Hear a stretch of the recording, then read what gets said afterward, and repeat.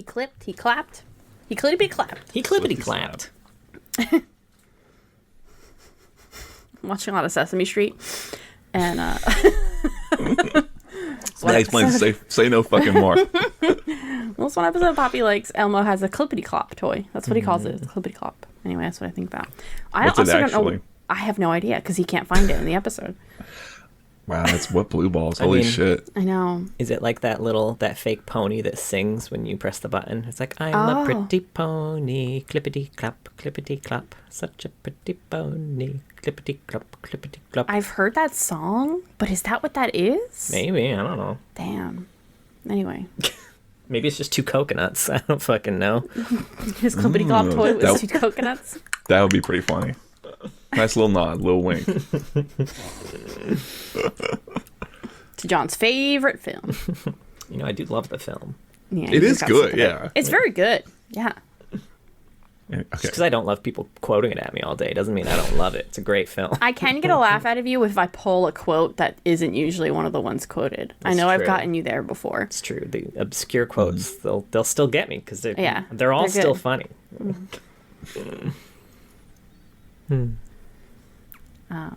We good? Yeah. Should I kill my wine first and then open up my buzz ball? I brought a buzz ball down. Oh, you never did break into the buzz ball. No, I didn't break it in the buzz ball. Man, do they? I feel like so much of the audience is gonna be like, what the fuck is a buzz ball? That's a Hold good it up to question. the camera. I didn't know until... That's why we're here. This is why we're here. Talk- It's a buzz ball, cocktail, strawberry Rita, premium Highly recommend tequila and vodka with natural flavors and certified color. Ooh, that's Thank good. God. This should be the I've had world's way too biggest many with asterisk, uncertified color. Right? right? All this illegal shit. Next to that word Shake well. premium, You have they to should shake have the a ball. million quotes wrapped around it, man. It's women owned though, so Well, yeah, you're drinking it. Well, they make a good buzz ball. Let me tell you, man. I get rip shit on them. on those strawberry Ritas. on these strawberry Rita buzz balls. I do like the Yeah, idea I own it. that it's like you want something that doesn't taste terrible and it's going to get you a nice little buzz going. Here you go. I guess Pop a few balls in. I'm having a Black Russian, but also it has raspberry liqueur in it too. A little something special for me. So Okay. I'm having the finest Franzia Selects Red Blend, my friend. there you go. So you know where we're at. Yeah, a buzz ball, the cheapest vodka at the store mixed with Kahlua and a raspberry liqueur and boxed wine. Hell yeah. Mm-hmm. Let's talk about Runeterra. Let's talk about Runeterra, y'all. Do you still want to do the intro, or are we just gonna? Are we off the rails entirely? I kind of like that. My name's Rebecca. And I'm John. And I guess I'm Mark. We can whatever. We can just do anything. We say anything. I know, right? right? It's like, are we Maybe I'm- exploring the League of Legends lore from A to Z anymore? I don't know. Well, Runeterra starts with an R. That's So, true. Everything in everything From R in, to A. everything in the League lore starts with the letter of the alphabet. So That's true. you know. Yeah. Anyway, today we're gonna kind of really look into Runeterra in general. We've hit basically all of the lore in there, but not in any kind of order whatsoever. Well, it's an order. It was an order. I guess that's true. Not a great order. Mark is delightfully calling this Runeterra 101, which I really like. A good place to start if you really want to know about the world in general. We will be doing bigger dives into each region, which I'm kind of excited about, to like lay out the timeline of a particular place, because I really haven't like sat down and looked at that with like a couple of exceptions a little bit. Because like in Song of Nunu, there's a picture. For the Freljord history. Yeah. But today we want to talk about, I looked at the map finally. Yo, the map on Universe is dope, by the way. I didn't even know that was there. Yeah. That this is a pasta recipe. That's not the map. No, that's not the map. The map to my heart. There's more fettuccine that I remember up in the north. Okay, I was going to go to my most recent searches, but it's the Sixth Sense Donnie Wahlberg. So Oh, listener, you missed so much. Please know, come we to should this have actual started. episode. We were talking for a good like 15 minutes of bullshit, which included multiple Mark Wahlberg impressions. Anyway, yeah, here's the map. There is a very cool map on Universe that allows you to just kind of zoom in. They have like little areas where there's art from like that specific area of like something that goes on, links to stories and videos and stuff like that. But I like that you can zoom in and out. It'll like kind of highlight a particular little city or town sometimes if it's something that's been mentioned in the past. And it is really good to get a sense of like, where's Ionia compared to everybody else? Oh, Noxus is invading it because it's literally across the sea from where they are. I didn't know these things, you know, because... I will say, when you check the map too, the one thing it is missing, and this is fairly new, is the entire eastern continent, which was kind of added with Viego. It's where Camivore is. It is where an entire so where would that unexplored lie lands is. On this map? It is super far it's to the even right of the map. Further to the right. Okay. Yeah, if you look at our... if you bought the Ruination book, there's a map. That's So if you want to look at our supplemental materials here, Sure. if you open to Index B, you'll see that there's a giganto fucking ocean. Oh, damn. I totally forgot so- about that. I must have looked at it too when we got the book. Although I listened to the audiobooks, so maybe not. Yeah. It's not really relevant to the story anyway. So That's true. Yeah, that is wild. That makes sense though. That this is kind of an older map. I wish they would update it though. Yeah, They also don't have like Ishtal on here, right? Ishtal's on there. Yeah, Is it? Where you gotta zoom a bit. Ishtal was on there Oh, okay. I'm just long looking at like the before big it was. Yeah, map. Ishtal Yeah. was on there long before they I think had defined it more clearly. I think that was kind of their staging ground for like, here's what we're gonna do with it. I feel like. Yeah. Okay, that makes sense. Yeah, I wasn't on like the actual universe page there. I don't know how it works on mobile. Right. Okay. Yeah, but where do we want to get started? So I thought like Go we'd for set a little. I thought we'd set a little context. Like the first Yeah. item I had on here was like, why bother? Right? And love pitch that. Runeterra. Because like if you're telling me about a setting, it's sort of like real quick, why should I be interested in this setting? Right? Or like, what's the deal? Give me the elevator pitch for Runeterra. Which we don't have to have one prepared. Like Yeah, I would say, like to hear your elevator pitch for it because I did Yeah. skip this question when I was doing my notes. yeah. It's like the broad idea for like, 'cause I imagine before that, I guess I'll say is the way I imagined this episode was that people are coming from places like the actual game who want to know more about what's going on, but don't really have context for it, or people who are coming from places like Arcane and maybe the cinematics where it's like, hey, these stories are real cool. How does this relate to the game? I've heard about this League of Legends, but is there a Vi in it? Like, what's happening? What about my boy, Milo or whatever, right? So yeah, right. Like, so it's like if you're interested in the story in Arcane, if you like kind of the way some of the champions look in the actual game, there's a really rich little setting that this all gets kind of placed in, right? It's a kind of kitchen sink approach to a fantasy setting, and it has a bunch of different cultures and nation states that it kind of plays with, and it kind of allows you to see a lot of different hero and villain character archetypes across a bunch of different genres and a lot of things that reflect real world cultures through this, their own little fantasy filter. Right. So you have people with guns next to people with magic next to people still fighting with axes, and it all feels pretty cohesive. Yeah. At least I would say. Yeah, I feel like throughout all of that, there's kind of magic that runs through the entire thing, which I really like, and the way it's seen and interpreted and utilized is so different depending on where you are, which feels very real. And also, kind of spreading throughout all of this is an evil magic that's like underneath everything else, waiting to arise and devour it all. Yeah. For sure. And then right above that, there's this whole world of celestial beings, some of which also want to devour the world. But in a cool way. No, yeah. It's the worst type of sandwich for Runeterra. It's really not a good Sammy. Yeah. That's the thing I should have said is that, well, it kind of sucks to live there, right? It sucks so that's something bad. we've learned through our study. Yeah. But yeah. And if you're interested like in the lore, the way that it's kind of expressed is through written stories, a lot of it. There's comics, there's cinematics that may have drawn you. There's things like Arcane, right? There's a lot of ways that the lore is kind of expressed. And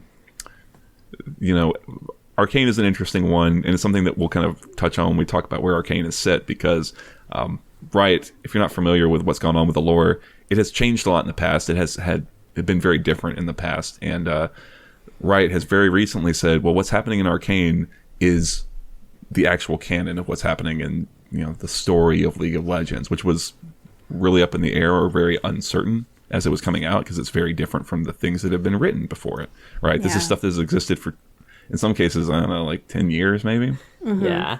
And Arcane is kind of like simultaneously using established lore and world building while also,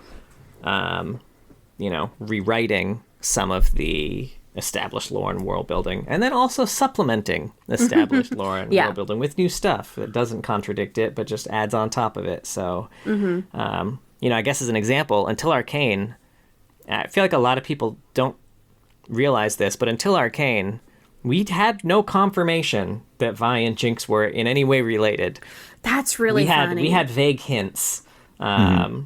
And the Shimmer was mostly referenced in regards to Shimmer wine, which did not turn you into a big-ass monster. So, like... No, it was like just a narcotic. Yeah. Shimmer drops. Shimmer drops. So, while there are some great things about Arcane being new canon, like the... like the Vi-Caitlyn relationship that didn't exist in other canon, which I hope gets explored even more in Season 2. Yeah. And then there are some bits which... are a little bit of a bummer, but we'll see. Like, Echo most likely being an orphan now. Yeah, we'll see. Yeah. So I guess that's like important information to have when trying to understand, like, hey, I like Arcane. Is this what League of Legends is? It's like, yes, with a big sort of, talking about asterisks, it's like, it is, but if you go back and look at some of these older written stories, it's going to be very different. I mean, and Riot has kind of said, hey, we're just going to touch on those when we kind of get to them. So something to know. And I have kind of a list here of like, we talked about all the different secondary sources where you can get the lore. Like, we've got the novels, novellas, cinematics, other additional games like, Ruined King, Bandle Tale, comics, in-client games and events, and like voice lines. So I have kind of like a breakdown here of like, if you are looking for canon stuff, here's kind of what you can do. So it's seasonal cinematics. They come out once a year, usually at the beginning of the year. Those are confirmed canon, though some of them dive into events that have not happened yet. And so, I mean, I still feel like there are some events that like could happen. Yes. Something being like the second Noxian invasion, Old Man Yasuo. Those are all potentials. Things that are. I mean, I think the second Noxian invasion is going to for sure. I think that's kind of already in progress. Started. Yeah. But like the Yasuo thing is kind of a potential future. Comics. All right, now what's canon. a Yasuo? Right. Anyway, continue. Sorry. Comics are canon until they're not. So this is so helpful. I know. So I'll say, for instance, this Jinx Ziggs comic, which likely has elements in it that are still canon, but also elements in it that are not canon. But the majority of them are still canon. We'll have to see about the Echo comic too. But like for the most part, you can kind of count on those being canon. Video games, kind of a mixed bag. So Song of Nunu, hard canon. Bandle Tale, soft canon. What does that even mean? So the difference between them is that, because we'll get into the difference between hard and soft canon for other things too, but hard canon, it happened as we're seeing it. Okay. Soft canon. So when Nunu was like running around in circles because he didn't know where the fuck to go, that was canon? Yeah. Okay. He fell off a cliff several times. Pretty on because I couldn't figure out how to. Soft canon is more like, this is the specific events that are happening. Might not have happened, but like the world that's in it, the characters that are in it, those exist. Those are real. Okay. So like, for instance, Bandle Tale, soft canon. We can assume that the logistics of how things work in Bandle City from that game is how it actually works. But did that... All right, can I propose that we push this discussion after we've talked about like what a Bandle City is? Right? Sure. Is that okay? Just because like... Okay, so we'll skip, I we'll skip the canonology no one knows what a of Bandle secondary City is, sources, right? then. Okay. We'll skip the whole canon thing then. I don't want to split up the canon discussion into like weird two different places. So we'll just skip everything until the end. Should we do the little tour of Runeterra then? Is that what you were thinking to do, Mark, next? We could. I was also going to suggest that, like, I mean, talking to people who come to this from the game, right? Because that's a question. And I think it's important to kind of note that there was a time when the stuff that was written about League lore was literally happening in universe in the game. Like, what happened in the game happened in universe, right? It was something that Riot really tried to do at the outset and wisely made the decision, and we talk about it a lot in our episodes, to go away from, because it caused a lot of storytelling problems. So the bottom line is that when you're playing League of Legends, it's just you're playing with these characters who exist in this whole setting, right? But they're not actually fighting. None of it's literal, right? So just I'm setting that expectation. Is just a game. Yeah, you separate them. Yeah. You can learn some lore if you listen to the character that you play. You'll probably learn quite a bit about them, depending on how old the champion is. If they're a really old one, maybe not so much. But yeah, you can learn a bit about them by playing the game. But yes, other than that, no. Yeah, you don't need to know any lore to play the game, and playing the game will not teach you a ton. You get a little bit, but like they are separated experiences. The main connection kind of is that usually a champion's kit will kind of be similar, kind of related to like their lore in their some backstory sort of way, in some way. Yeah, some more than others.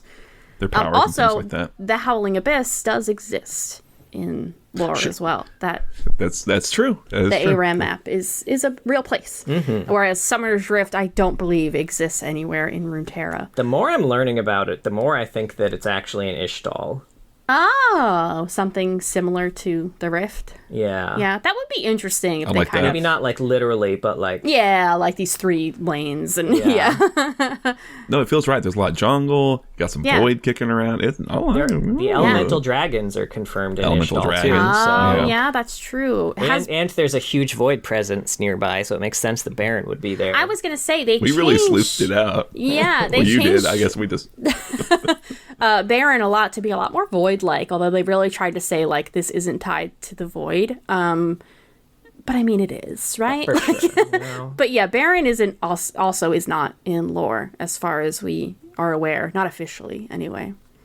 Yeah. I think they kind of hide under the fog of, well, the void is kind of unknowable in what it will create. It's horrible monstrosities. There could be a Baron. There could be, yeah. Some of the other creatures do exist, and they get kind of mentioned here and there as like little Easter eggs, for the players. But yeah.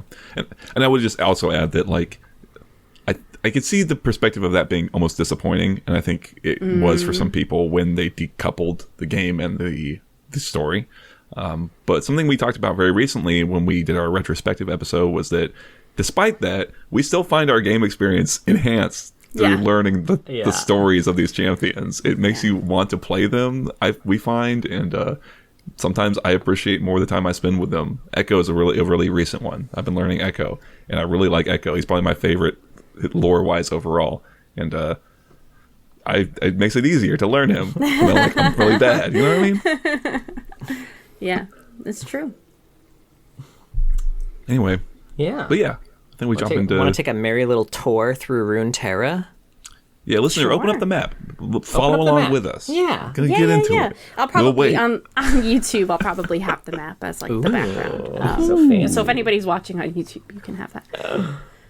So yeah. All right, do we want to start in the north, south? How y'all Let's feeling? start at the north. We'll do it in the order that you put them down here. So the northern continent. Also, I did these as I remembered them, I'll say. Oh, interesting. I just kind of followed a little trail, a little treasure trail.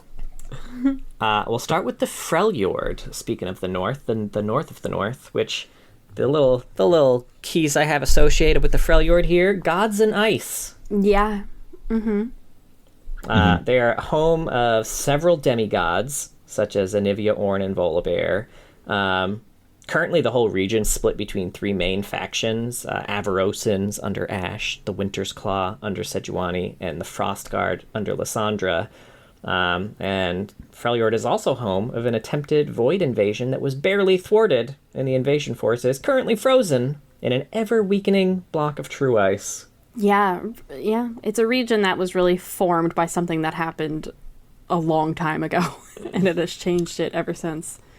Yeah. Definitely. Yeah. I mean, it's very. I mean, like you said, it's super fucking cold. It's very barbaric, kind of in its stylings too. The whole region is all about just raw survival, and the champions that kind of are in there reflect that very low like technology level. Would you say almost? Yeah. I mean, yeah. It would all just get really too cold, I guess. That's true. Gum up the works, you know?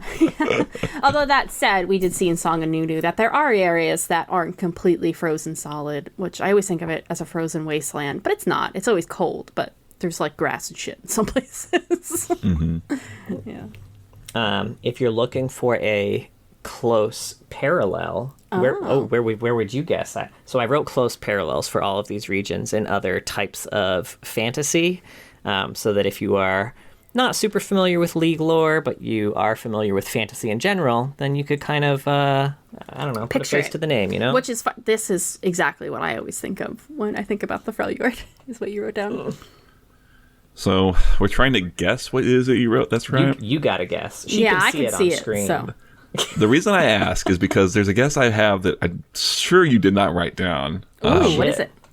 Is Narsicaa, I'm pretty sure is the name of it, from Warhammer, like the original fantasy Warhammer. Oh, hey! No, you're correct. No, you're that he correct didn't write I that did down. not write that down. Oh, fuck. Well, then, yeah. Although I do guess. have I some know. Warhammer on here, so, you know, you might have Oh, some... boy. Ooh. You got me. I'm just going to guess them the whole time. Yeah, they're very similar. I'm gonna guess what's the name of that place from that Six of Crows book that one guy's from. You know the one. Oh, that is a good guess. Oh, Wolf Brother. It is. Yeah, it's not there. I have the Land of Always Winter here from Game of Thrones. Is that what it's called, by the way? Yeah, the area north of the Wall. Yeah, just north of the Wall is what I think about for the Freljord. Which, both due to the temperature and due to the looming threat that exists there, always on the edge of perception. Sure. Okay, I like it. I like it. Mm-hmm. And also, just in general, looming threats in this area. The Watchers. We mentioned the Void Invasion Force that are frozen. Them's is the Watchers. They're hella strong, totally have the power to just destroy the world at a whim. And they're slowly getting free of their prison. So that's a threat. There's also some vague spiritual imbalance because Ash is trying to unify people and the spirits are getting pissed. Like, yeah, we don't know what it means. Who knows, but it could be bad. I think it's mainly the Void is the biggest threat there. Yeah. Mm-hmm. Yeah, I guess I would also kind of throw in that, you know, you mentioned that there's kind of a current sort of struggle between three factions, mainly two. But, you know, there's, and you mentioned there's kind of these demigods that still exist in the space. And one of those factions, the Winter's Claw, is starting to kind of leverage the power of one of those demigods, Champion Volibear, and to potentially ruinous effect. I don't know. Yeah, if you're in Freljord, that's something to be aware of. Mm-hmm. Mm-hmm. Is this the only place where gods are just kind of around? No. Okay. I have some other examples here too. Okay. I guess it all depends on how you define God, and that's one thing that you'll also kind of learn the more you get into lore too. Is that gods are different in different places. I think Freljord is big on the power of a god is mostly based on how many worshippers they have. Like as people remember them, they are more powerful, right? Which I think is similar to some of the Ionian ones we'll get into later too. But there's also other ideas of gods and that, aspects, and exactly stuff, like those are different. Yeah. Anywho, but we'll get into those in just a moment. But first, Demacia, isolationist and prejudiced. Yep, That's what I have for Demacia. They're scared of magic, despite making use of it, and perform terrible experiments on mages. The entire city is built out of a material called petricite that absorbs magic. They were recently the subject of a mage rebellion led by Silas that basically divided the region. The region was ruled by a king, Jarvan III, until his assassination at the hands of a Noxian assassin, Katarina, which was blamed on Silas. Jarvan IV is now prepped to take over. They have a strong military there, led by the Dauntless Vanguard, and, they have the power to occasionally call upon a massive golem made of petricite named Galio that can turn the tide in battles against magic users, because, he absorbs magic. He absorbs it, yeah. But they're not like, they don't use this to go warring, basically. They like to keep to themselves and then just defend their own borders. Yeah. Mm-hmm. Yeah, and I think another important thing to kind of note is that through the Mage Seeker game, which, given Riot's very recent announcement around like what is and is not kind of hard canon, as you mentioned, I think this is as relevant in that like they've kind of brought this open Mage rebellion somewhat to a conclusion. Yeah. Sort of rapidly. So I think there's a bit of a, I guess, question mark maybe as to what the exact state of it is, but it still seems to be somewhat of a threat. Does that seem reasonable to say? Yes. I mean, if, in terms of threats too, like even if the mage, like even if Silas himself isn't a threat, which he probably is for sure. Civil war, definitely a fucking threat, because this rebellion has really split the populace pretty severely.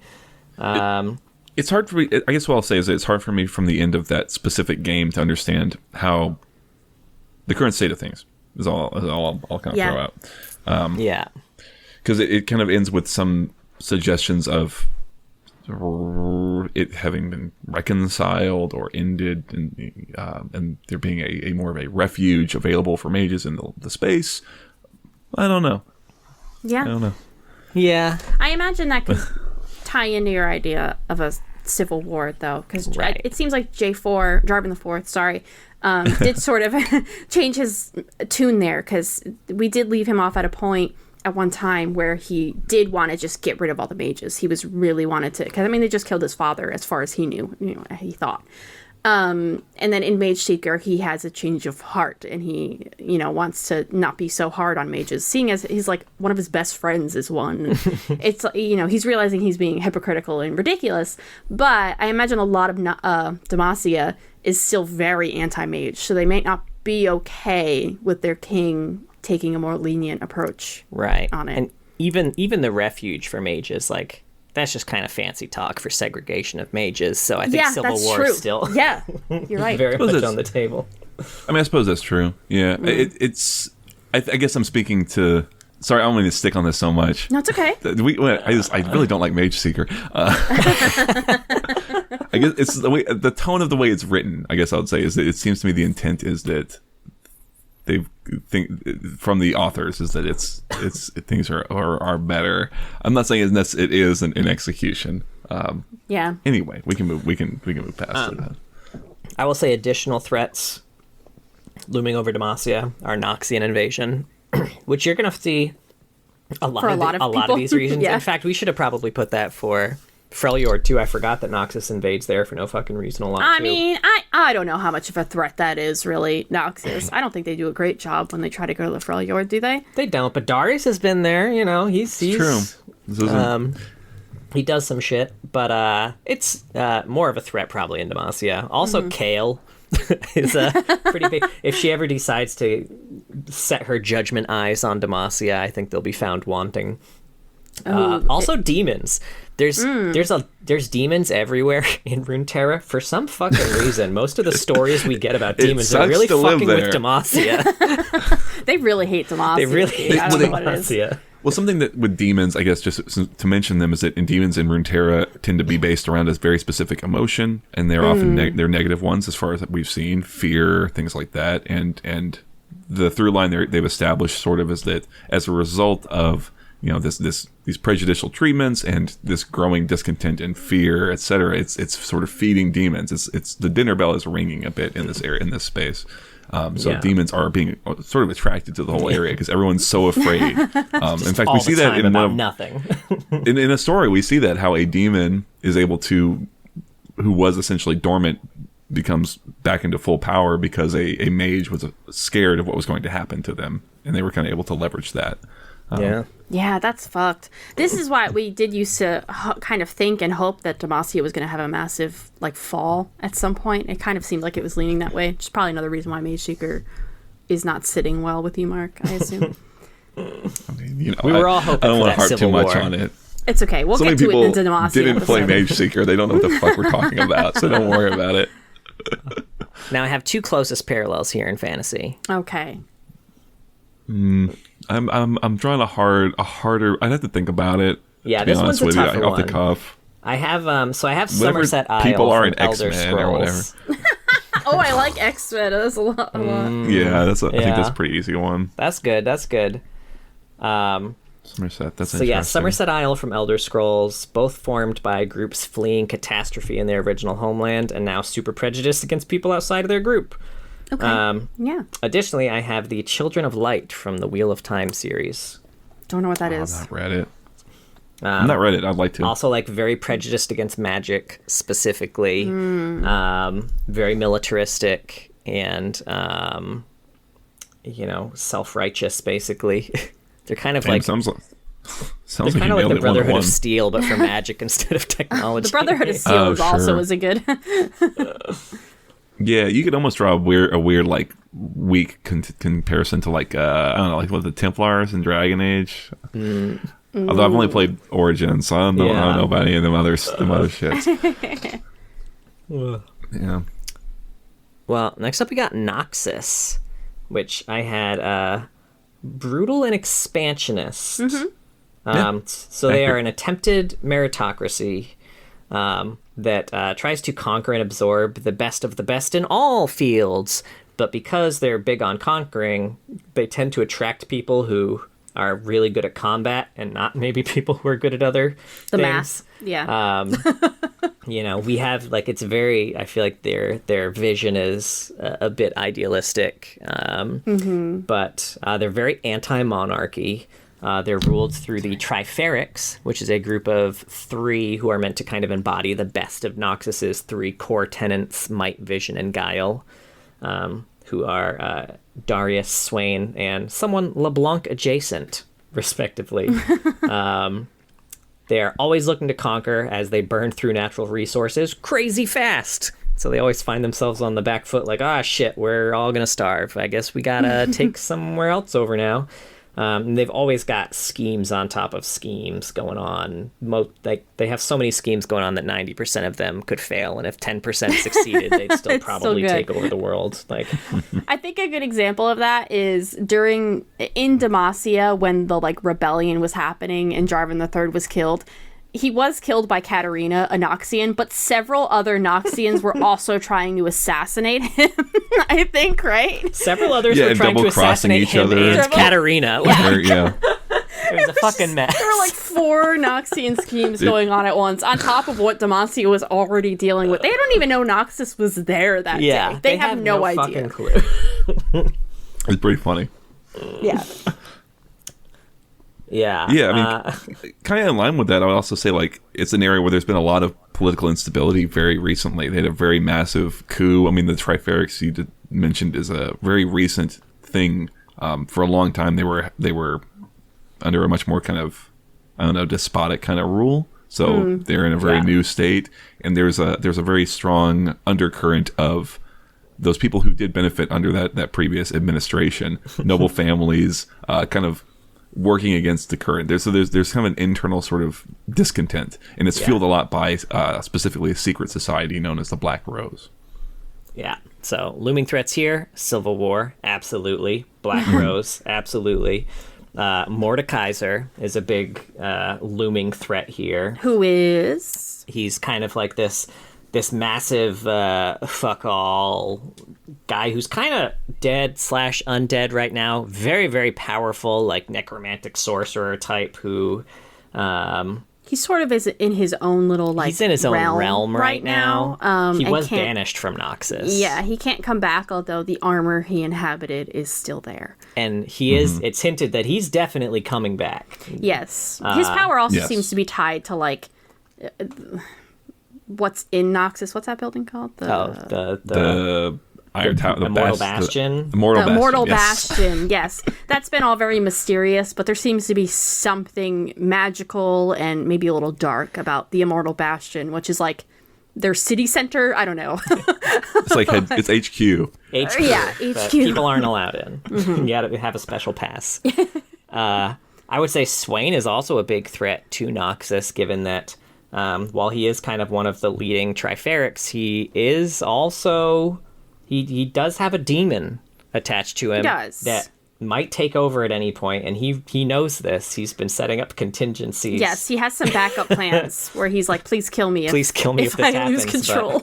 But at any Well, point... at least he thinks ahead. Yes, I love Swain, dude. I can't even. Starvation, looming threat in Noxus. Also Rel. So Rel, we talked about schemes on schemes on schemes. The Black Rose has a bunch of schools where like they have magically gifted students who kind of just Get experimented on. a bit like Stranger Things. They get experimented on. They have to fight each other. Only the strongest survive. You know, you fight each other, you defeat someone, you get their power type deal.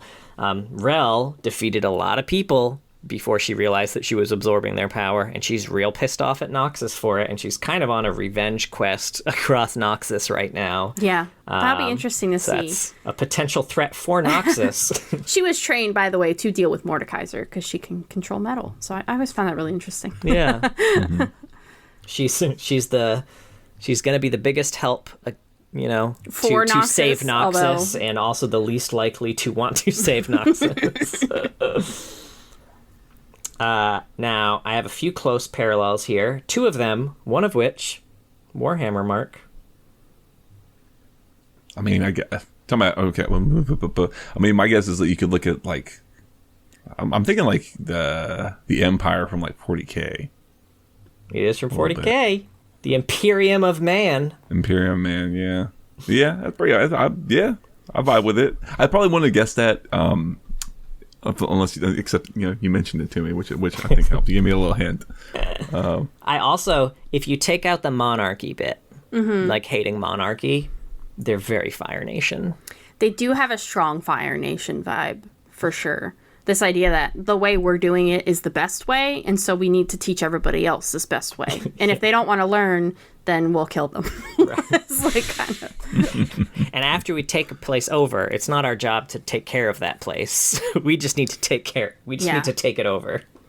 The resources are ours. The people can fend for themselves. I never thought I'd be torn on Noxus, but they also like don't believe in slavery, so they like free all of the slaves that they come across from like other nations that they invade. And their like hatred of monarchy is this idea that like just because you were born to a king doesn't mean you know what the fuck to do. Yeah. Like they want people in power who know what the fuck they're doing, who like offer something to their people. Yeah, like I mentioned, it's a very noble ideal in theory. It's just that the fact that it's all through violence attracts violent people who do not share that ideal.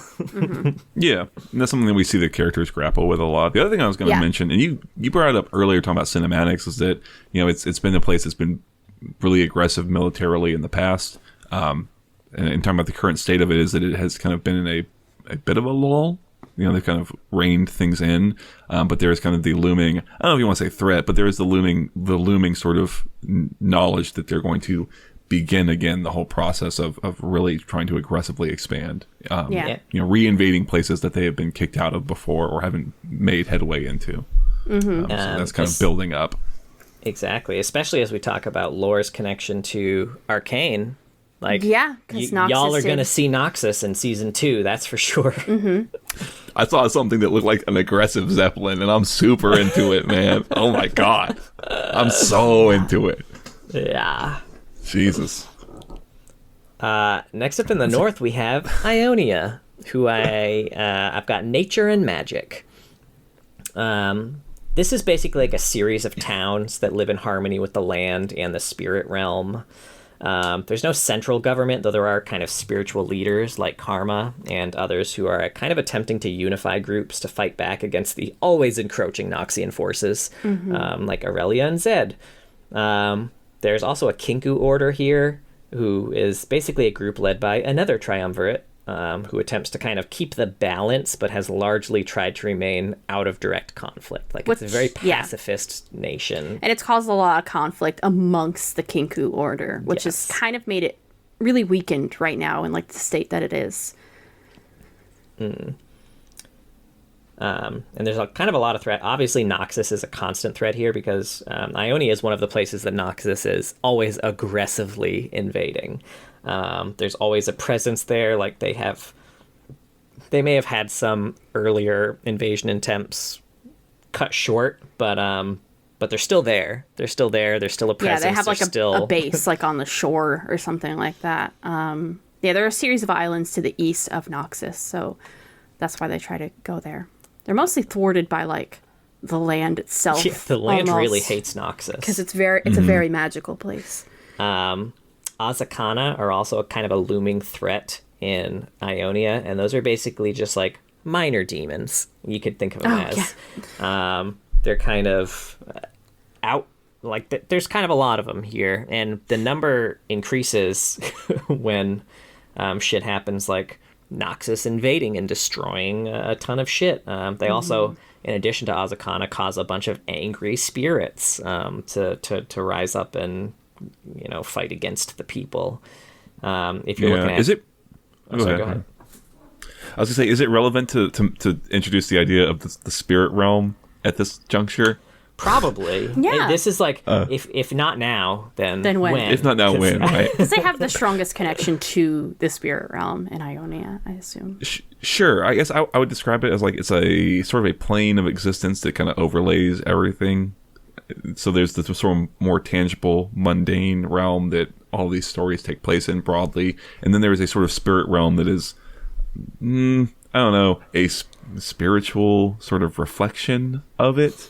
Where, when the land itself, for example, like you said, is harmed, it can cause the spirit realm to become disordered and create things that can then in turn affect the mundane realm negatively, right? And there are some characters who interact with it or can go into it, things like that, right? And are like trying to help protect it or fix things like the that have been Kinku messed that you up. mentioned. Yeah, that's sort of their job. That's a big thing. Mm-hmm. Kind of their thing.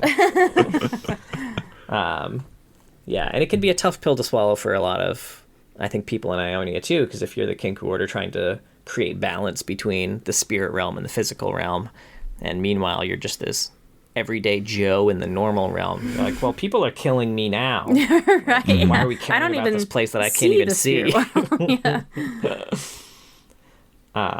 Yeah. And in terms of just like people in Ionia, there's kind of a lot of looming threats just out and about. Like, I think I said there's kind of a lot of orphans. There are which a is lot true, There are orphans. so many orphans there. Looming threats in Ionia parenthood.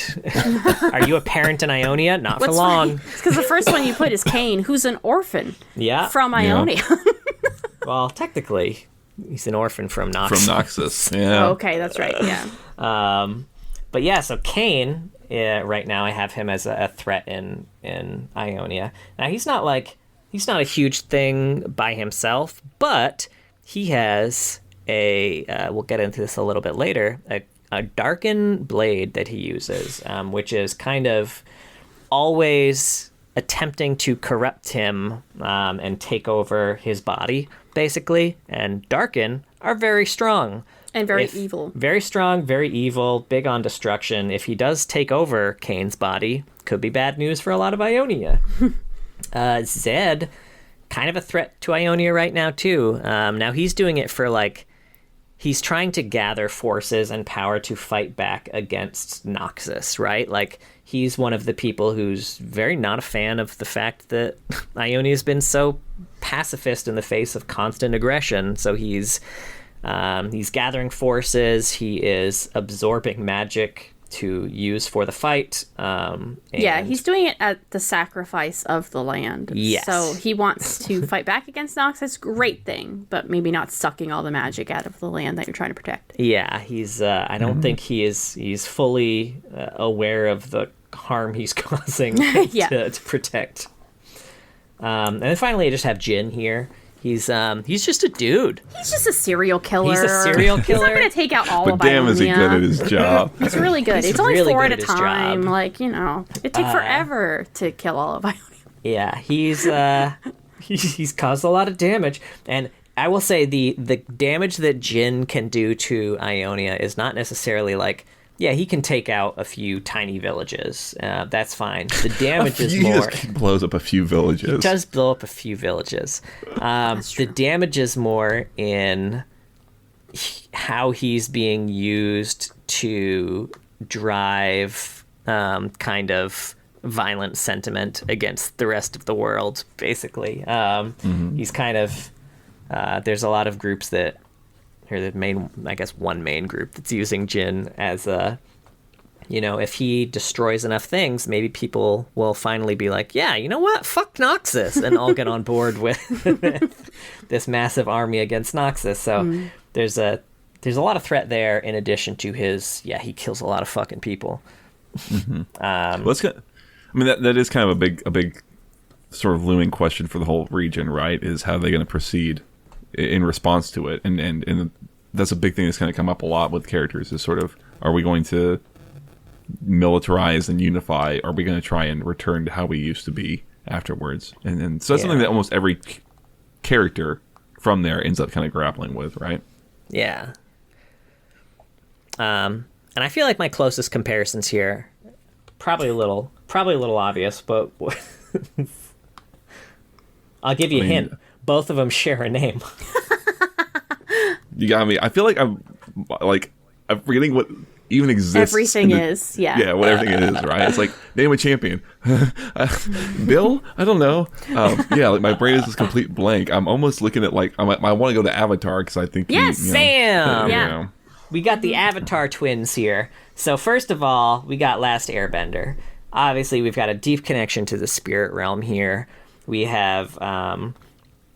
if you avoid the major cities in Avatar, most of the tiny cities they go to seem like all of them Ionian. Could just exist in Ionia. Yeah. There's Bending, which is kind of the equivalent of the natural magic here. You've got the spiritual leader who can kind of interact more directly with the spirit realm too. And then the other Avatar, you have the Na'vi, who are also very spiritual people, live off the land, believe in kind of the magic of the land, and are also kind of very pacifist people in the face of a really aggressive invading army. Also, everyone in Ionia is blue. Everyone's blue. It's weird. They don't tell you that in the stories. Yeah. But then you start seeing pictures and you're like, wow, they're all blue. Holy shit. They're so all right, tall. moving forward. We're up to the southern continent. Mm-hmm. Yeah, we're kind of out of there, right? And I think the first place to go to is Piltover and Zaun, because that's our connecting point between the two. True. Let's do it. Yeah. So if you're coming from Arcane, you're very familiar with these places, right? So it kind of sits on this isthmus that exists and connects the northern continent and southern continent, or it used to, because a waterway was kind of created, and as a result of it, so it's essentially a big vertical city, right? Where at the top there's technological wonder, there's a ton of human advancement at the heights of it. People are flourishing, and then suffering and exploitation kind of exists at the depths of it, in service to what's happening at the top. The area is kind of ruled up top by these powerful merchant clans, and then down below, often working with them, are individuals called Kim Barons. They're like mob bosses who kind of run the whole thing, and the whole area is sort of defined because it's so technologically advanced by Hextech. Hextech is sort of the fusion of technology and magic, and it is sort of the driving force for how they advance and their power. And the kind of dark reflection of it, I guess you could say, down in Zaun, is Kimtech, which is much grimier, dirtier, dangerous. It's constantly releasing poison into Zaun as well, and just poisoning everyone there. Exactly. So you have Piltover up at the top, Zaun down at the bottom. They're kind of one city, but the culture has so split in terms of what Piltover is like versus what Zaun is like, that they're essentially two different places who are just kind of stuck together. I don't know if you want to run through specific threats they're kind of facing the region. Many. They've got a lot of threats there. So first up, I've got Victor, which I guess that to me is we have to see what season 2 does with it. Yeah, we'll have to see what season 2 does, because the Victor, obviously in Arcane, could be heading the same direction as the Victor from the lore we know, but even he the could Victor not. in the lore we know is so different depending on the story that you're reading that I it's hard kind to of just say. go by the most recent story, I guess, where he was still definitely trying to take over everyone. I don't think corrupted Victor's augments. gonna go there necessarily. Like, I definitely think Victor in Arcane is gonna take a dark turn in season 2, but I don't think he's gonna turn into the I want to rule or augment everyone in Zon. Much lighter touch when it comes to Arcane. Yeah. Mm-hmm. We'll see, we'll though. have to see post season 2 there. Renata Glask is a big threat. She's really like underneath there, where a lot of people don't know how big of a threat Renata is, but she has a lot of money now, a lot of power, and a lot of connections, even in Piltover. Yeah, and a lot we of mind mentioned those control like shit. Chimbarans. And mind control shit, Yes. literally. So she has like mind control, like chemicals, basically, and she's also she's one of the Chembarans who has transcended Noxus. And she's transcended Zon and become kind of a successful merchant selling to people in Piltover. Like she's selling too. And the shit her she's shit in selling, Piltover. they all have kill switches in them, basically, that she can kind of I love trigger her to so take over much. their mind. It's probably because I play her. It's one of my favorites. I'm so, playing some Renata tonight. Oh my god. Hell yeah. Let's go. See? I told you it happened. Yeah, you start talking about it, it's like, exactly. okay, we gotta play some Every fucking time. I want to Renata. mind control people. Let's go. Urgot, big threat for Piltover's on. He's. We're hoping he'll be one of the big villains in season 2. Oh my but god, we'll that'd see. be very, very cool. Yeah, he's very much just big on like only the strong survive. Anyone that I can kill obviously isn't strong enough. So if you can survive my poison, cool. If not, I guess you're dead. Yeah. But he has It's a big cult following, literally. big cult following, and yeah, could definitely cause big problems. Civil War, a Of course. permanently looming threat. Yeah. Built over in Zon. Zon gets shit on nonstop. The Void is kind of a minimally explored looming threat in Zon and Piltover. So we don't hear about it a lot, but it's very likely that the Shimmer from Arcane has a deep connection to the Void. I'm just going to throw out a few arguments for that here, okay. in case people disagree with me. It's purple. That's all you fucking need. It's fucking Clearly, purple. it's purple. Game over. And in Riot's universe, purple means void. Okay. Purple does mean void. That's a big thing, you know? Also, we know that the production of Shimmer originally, based on kind of how Singed was manufacturing it, seemed to be related to, like, feeding his Rio pet those purple mushrooms and then kind of harvesting something Harvesting from his it toots or that whatever. he used to produce the Shimmer. Now, if we look at... There's only a few frames of this. It's pretty easy to miss when you're watching Arcane, but if you look at all of the production lines of Shimmer, all of them have a very void-like, actually like living creature that is attached to all of the machines that are creating Shimmer. In fact, in that one that the one that You'll Vi have to send me a punches and picture and destroys, Sure. you can then kind of see after the fact that the creature's kind of dead after she fucked up the machine. But like there is like a living being creating the Shimmer that looks very void-like. Additionally, the Hex Core, once Victor puts his Shimmer blood into it, becomes incredibly void-coated and sentient. Yeah. And we know on top of that there is actually like a void presence in Zon already. So if in one of Malphite's short stories, there's a bunch of miners in Zon, and they run into Malphite, who's like, "Hey, I wouldn't dig any deeper than this. There's fucking void here. So look out." And we know that Silco and Singe's lab was deep underground, likely where that void connection would be. So these are all my arguments for why Shimmer is void and why void is big threat in Zon. Also, Jinx. She's a menace. It's interesting. It's interesting because in like the previously written lore, Jinx is she's a nuisance. Yes. Yeah. And here she's destabilizing the entire potential. Like she's talking about Civil War. Like she's Oh yeah. spurring it on, right? Singed. In Arcane, big, that is, yeah. big behind the scenes threat in Zon. I don't think he'll ever come out and try and be like, A leader. yeah, like I want to own anywhere. He will just. His experiments will fuck so much. His experiments already have fucked so much shit up. He is Shimmer, and so can you.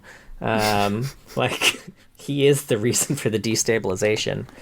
Also, existence is a big threat That's in true. Zon. Just It's just living in really Zon. hard to just fucking live there. They don't have a lot of orphans, but it's not for the reason that you're thinking. It's a Right. different thing. And then obviously Noxian invasion. Yeah. That was big before Arcane. There were already stories where like Noxian war masons were casing the joint, and it's certainly worse post Arcane. So I have two close parallels here. I don't think I know these. Yeah, I feel like I'm kind of drawing a blank. No, I got nothing. All right, first one. I've got Zalem and the Iron City from Alita Battle Angel. Or, for you manga nerds out there, not Zalem, Typhorus, which is kind of like a floating city that gets all of their commerce and produce from the Iron City below, but all of their waste just kind of fucking falls off the city onto them. They're Shitting just a on fucking... all day. They're Zons if I ever saw one. And also the upper and lower cities of Coruscant in Star Wars. I'm not very familiar with the EU or anything like that. All right. We might want to try to speed up some of the future We've only got a few left. regions. Okay. Sure. Yeah, I mean I think that pulls us down into Shurima, right? And funny enough, Shurima is the name of the southern continent. I don't know if we mentioned it. The northern continent is called Valoran. It doesn't come up that much, but just in case you're curious. But Shurima itself was once a massive, powerful empire. The current state now is that everyone's sort of living in the ruins of that empire. Now that those ruins came about because this empire was fueled by this power called ascension. It was by this means by which these sort of paragons of the society were brought up and made into these super powerful god warriors. You step into this dais and you turn into a giant, crocodile man, and you can kill 1,000 people with a single blow. And so with that, they kind of flourished and conquered most of the southern continent. And then it kind of came to a head when their emperor at the time, named Azir, was, we'll say, quote unquote, betrayed by his quote unquote best friend, Zareth, messing up this ascension ritual and kind of just collapsing the whole thing. And in the wake of it was left the remains of these ascended warriors who, as time went on, sort of became unhinged and just became bloody warlords and became the Darken that John had mentioned before. Now, they were eventually either destroyed or kind of sealed away, and Shurima in his current state is sort of dealing with the fact that Azir, he's back. Him and Zareth, they're both back on the scene, baby, and they're hunting one of Azir's descendants. Her blood is terribly important, and Shurima also comes into contact with the Void, which we will eventually explain. We talked about it a lot. Just it's a looming threat. It plays a big role in Shurima's history in terms of its downfall, and kind of running underneath it is a character named Belveth, and Belveth is sort of like evolution of the Void, and she's sort of the embodiment of that and its new desire and drive to flourish and take over the whole world, starting through Shurima. Yeah. It's very this new take on the Void that they've been going with, because the Voids existed for I think as long as they've made Runeterra, but they didn't really seem to have a massive idea for it. But what they're doing with Belveth, it reminds me a lot of like the Upside Down in Stranger Things. Yeah. If you need an idea, when she consumes a city, it becomes this kind of like dark version of it in the Void. I don't know. It's very strange. Mm-hmm. Yeah, absolutely. Yeah.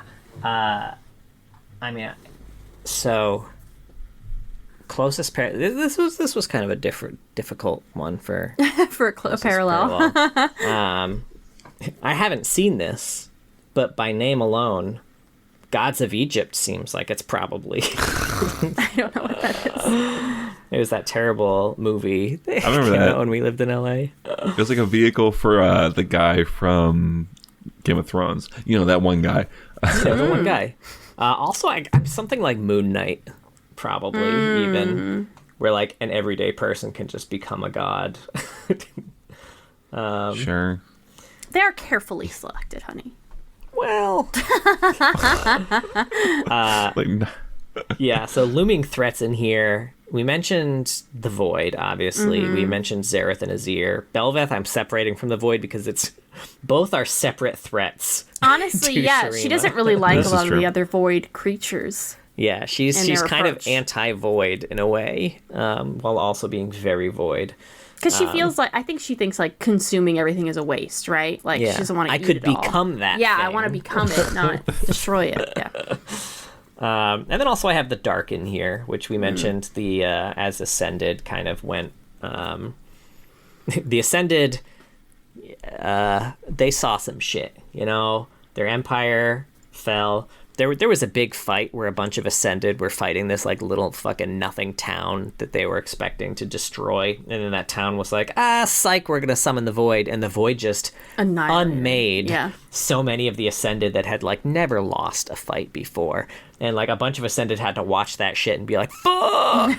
And then that started like a huge campaign of the Ascended to like drive the Void back, which they lost almost every time without fail. So the Ascended who didn't die in those fights, like not only had to watch their kingdom get destroyed from that, you know, the Ascension shit, but also just like all their brethren just died of the Void. So they went a little bit crazy, became Darken, and they're very big on just destroying the world now. So yeah, most of them are kind of sealed away, but a few are roaming around, kind of trying to find each other. yeah, the thing about the There are Darken, also all still some Ascended that haven't turned to Darken that are still around. By the way. Yes. Not a ton. That's true. Also, how is Renekton not a Darken after everything he's been through? He That's wild. he's been sealed. So to become a Darken, does it you kind mean of to have be to a like Darken, be right? very. There's like Ascended, go through and then an I think there's like initiation? Ascended, the frowny face. descending Ascended. There's Ascended and Descended. So he and hasn't then the descended. Darken. He hasn't descended. You have to very specifically. There's like to become a Darken. You know, I feel like you have to There's a be ritual. sealed in a weapon. Like there's like. You know, I don't think we have any Darken that have not been sealed inside of a weapon. The way that No, works is like there's like magic where they seal this powerful being inside a weapon, and then they can't actually take corporeal form until someone touches the weapon, and then like bam, I get your body now. No, I don't want to get hung up on it. We'll move on. But I will say in that Twilight of the Gods story, I think it was more of just an epithet that was my read on it. Was it was just sort of like an insult or epithet that the people of Shurima began to call them once they realized they sucked ass. Because Yeah. I That remember makes all these sense. Ascended talking and then being like, "We're not Darken." Let's make that clear. Yeah, I will say, yeah, the term has changed over time for sure. Sure, right? Yeah. There's no current Darken that aren't sealed inside a weapon. yes, exactly. I would argue, yeah, back then, like if we were to go back, I would say Renekton would be considered Darken Okay. by that time's nomenclature. He's like, he's stuck. salvageable. He was stuck in a sarcophagus or whatever. So don't worry instead about of it. his weapon. Yeah. Okay. Anyway. And we have what is it, Ishtal? Yeah, I was gonna go to Ishtal next for sure. So Ishtal was actually previously a satrapy or vassal state of Shurima. They were once essentially a part of the Shuriman Empire. When it collapsed, they hid themselves from the world. So it's a hidden nation, also isolationist. You know, very much, even more so probably than Demacia, because they purposely hide themselves. Kind of defined by elemental magics and wild jungles that surround it, which makes kind of helps, makes it easier to hide, right? And then the sort of state of Ishtal right now is that they're ruled by a royal family, a ruling class. There's sort of a caste system there that's been established, and this ruling caste is they're called the Yuntal. They're sort of a mix between nobles and mages and philosophers, and most importantly, it's all sort of defined by the big lie. And the big lie is that they are isolationists by way of lying to the people of Ishtal that the rest of the world doesn't even exist. It has been destroyed as a result of crazy magics, and Ishtal is the only habitable place left on Runeterra. That being said, there is a growing dissent sort of within the noble class of people who are trying to push out beyond their borders. Some people, once you join the Untal, you are made aware of the truth, and there are some people who, refuse to accept it, and there's a kind of growing, looming on the far horizon civil war. I'd also mention that there's also sort of a growing instance of interlopers coming, specifically from Piltover and Zaun. Right, so there's more outsiders starting to come into the borders. So the whole situation is ultimately untenable. Is kind of what's being established here. Does that seem accurate? Yeah. And they're also very, very ancient. In fact, they predate Shurima's sun disk pretty significantly. Like they are a very old civilization.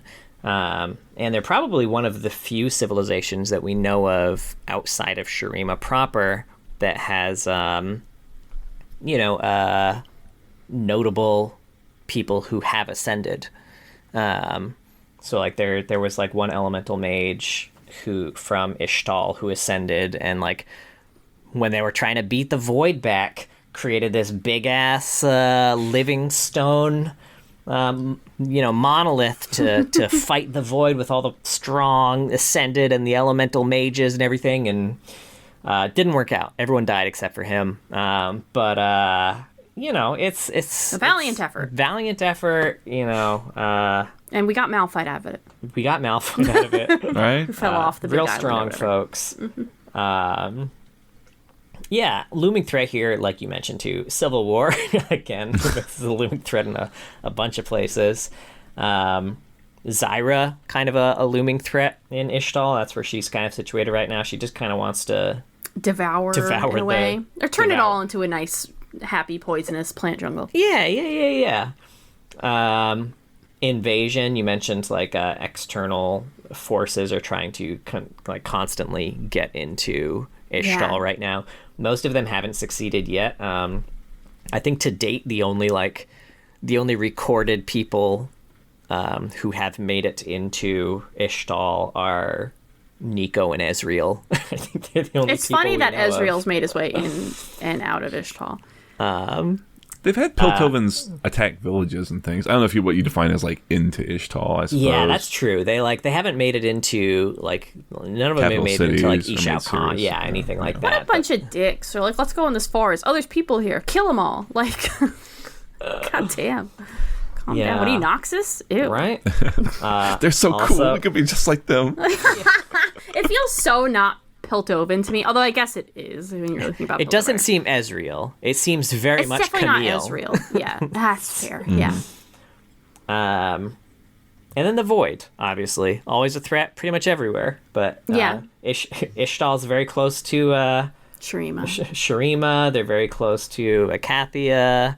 Which was Void. That's like a part of Shurima at one point. I think to date, the massive Void rift in Akathia, which is kind of a town that was completely consumed, is probably the biggest Void rift that we know of that exists. Like there's a big one near big opening Targon, and obviously the frozen one in Freljord, but I'm pretty sure the one in Akathia is the biggest. Active. That's the big oopsie. Yeah, it's a big oopsie. Yeah, I think you're right. And closest parallel here, I've got probably something like a Fallout vault. That I think is a really, really good pull. Or the Village, honestly. Like the Village a bit. I really see a Fallout vault though. This idea that like, oh, the world's been destroyed, we have paradise here, kind of thing. I like that. Yeah. Mm-hmm. Vault forever, surface never. Surface never, vault forever, honey. Fuck. We have a sign at the entrance of the basement. They do. We do, literally at the bottom of the basement stairs. It's a surface never, vault forever. Oh man. Love Fault. Yeah, those are interesting comparisons. I hadn't thought about the Fault one, but I like it. Yeah, obviously one of the normal vaults, not one of the really weird ones. Yeah, not the Super weird weird ones. Not the weird ass vault. We don't talk about the weird ones. Actually, we will This be weird talking one's about just the two weird cats ones, and a but- baby. Doing something with lizards. I don't know. All right, and I think the last one in this region is Targon, right? Yeah, so this kind of pulls us away from the east and all the way to the western edge of it. Targon, named after Mount Targon, the highest point in Runeterra, the largest mountain. And this region and its people are very closely tied to something we also mentioned, and this one's a lot harder to describe, shockingly, than the spirit realm, which is the celestial realm, which I can best describe as a sort of higher plane of existence, potentially, or maybe just the literal heavens above Runeterra, where there are alien intelligences that have a vested interest in what is happening in Runeterra, and they are some kind of beings that interact somewhat with the mortals below and are tied to constellations and stars. Does that seem accurate? Yes, I will say it's also my least favorite addition to Runeterra. I would say It's very nebulously described. Hey, nebulous. There we go. Right. So anyway, let's get to something more tangible, which is we talked about it's the highest mountain there, and a major part of this whole region is this concept or idea of ascending Mount Targon, where it's something that someone can undertake, and it is not just the physical hardship of climbing a big mountain, but it's also a spiritual sort of journey and test and challenge, and it's kind of met either with death or success, which is pretty rare. And when you succeed, you are forever marked and changed, and it's often accompanied by being imbued with an aspect. And an aspect is very closely tied to the celestial realm. They're sort of manifestations of an ideal, things like justice, things like protection, and sometimes heavenly bodies. There's an aspect of the moon and the sun, for example. And when that happens, you as the person who has ascended the mountain, you're given these powers. You are sometimes given actual, weapons, and what that sort of you're kind of become host to this aspect, and that can mean very different things. It could mean that you are entirely subsumed by the aspect, and it just pilots you around. It could mean it's more of something in the whispering in the back of your mind, trying to influence you. Ostensibly, benevolent, but not always. So that is a huge thing that's going on here, and related to that are the people who live on Mount Targon. Specifically, they are dominated by a religious faith called the Solari. They're sun worshippers. They're very, I guess we would say, oppressive of people they deem to be heretics. They have one faith, and if you don't believe it, they don't like you very much. And specifically, there is a group who they've kind of tried to stamp out of existence called the Lunari, and if you can see where this is going, they are moon worshippers, right? Lunari still exists. There is a budding sort of resistance or movement growing within them. The Solari have an aspect, the Lunari have an aspect. So Leona and Diana, and then kind of hanging above it all that even higher is. There's a celestial dragon named Aurelian Sol. Stick with me.